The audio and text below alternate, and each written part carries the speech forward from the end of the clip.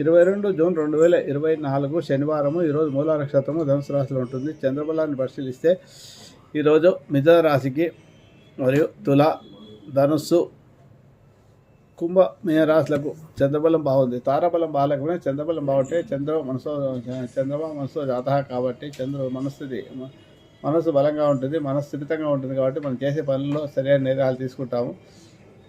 కాబట్టి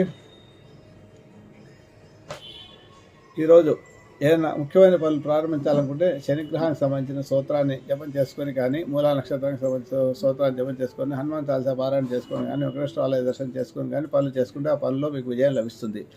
ఈరోజు హనుమాన్ చాలీసా పారాయణ అధిక శుభఫలితాలు ఇస్తాయి. శత్రుబాధలు తగ్గుతాయి.